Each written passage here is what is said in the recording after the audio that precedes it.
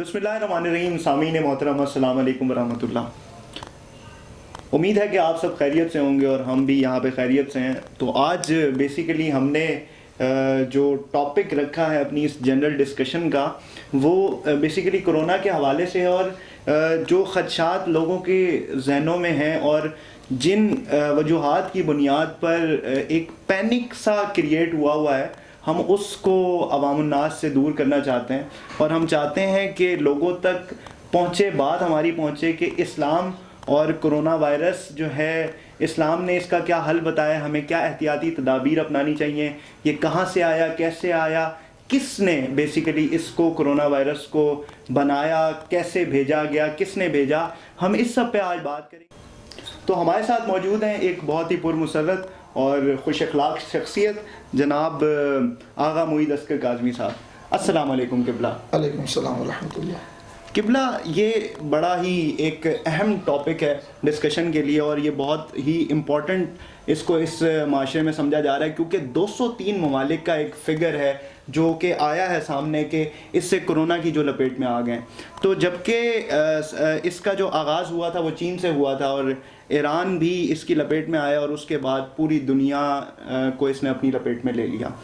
तो आगा जान, मेरा आपसे ये सवाल है कि ये कोरोना वायरस जो आया है, ये कहाँ से आया है, इसका ओरिजिन क्या है, किसने, ये कोई साजिश है, क्या है ये? आगा जान, परवरदिगार गैब का इल्म बेहतर जानता है कि ये कौन इसके पीछे साजिशें कर रहा है। अलबत्ता जो इंटरनेशनल मीडिया हमें ख़बरें दे रहा है, बाखबर कर रहा है, उसका अगर मैं खुलासा एक लफ्ज़ में बयान करूँ तो इसकी डिस्कवरी करने वाले जो हैं वो ज़ायोनिस्ट हैं।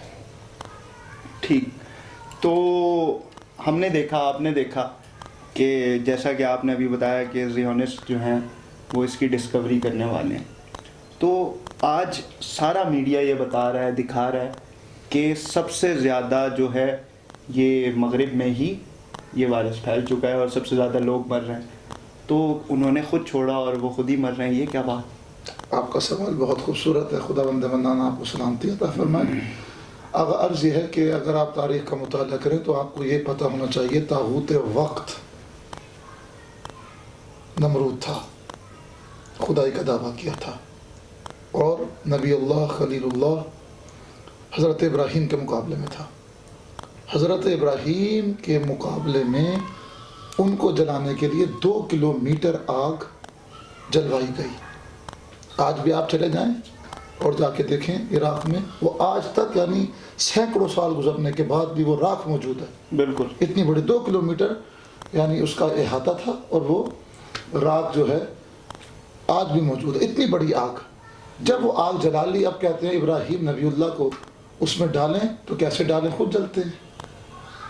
तो इसका मतलब ये है कि कानून इलाही ये है कि जब तुम किसी के लिए, किसी की तबाही के लिए कोई आग ईजाद करोगे या डिस्कवर करोगे तो पहले तुम्हें उसमें जलना पड़ेगा। मतलब अगर आप चाहे वो हसद की आग हो, ऐसा ही है, चाहे वो ये आग हो।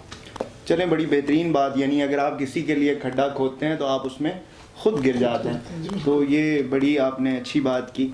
तो किबला, अब मैं आपसे इस छोटे से क्लिप के आखिर में, इख्तिताम में, मैं आपसे ये पूछना चाहूँगा, मैंने एक बड़े आलिम दीन हैं, उनका एक वाक़या जो है वो उन्होंने एक वाक़या बयान किया और मैंने देखा कि वो कहते हैं कि सूरह बकरा खोलिए, आप कुरान मजीद खोलिए और उसमें उसके सफ़हात में, सूरह बकरा के सफ़हात में आपको इमाम ज़माना का बाल मिलेगा। आपने वो बाल निकाला, पानी में डाला और पी लिया तो कोरोना से शफा हो गई। तो क्या कहते हैं, आपने ये टोटका आजमाया है? सवाल बहुत प्यारा है, लेकिन एक बात याद रखिएगा, चाहे नबी मासूम हो या इमाम मासूम, मासूम का बाल जलता नहीं। आपने कैसे पता लगाना है कि ये बाल मासूम का या गैर मासूम का? तो सिंपली उसे आप माचिस के ज़रिए जलाइए और जला के चेक कर लीजिए।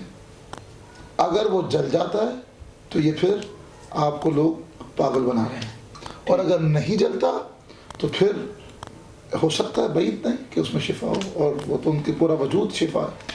جزاک اللہ. جی سامعین، اسی کے ساتھ جو ہے ہم اپنی اس پہلی کلپ اور پہلی ویڈیو کا اختتام کرتے ہیں.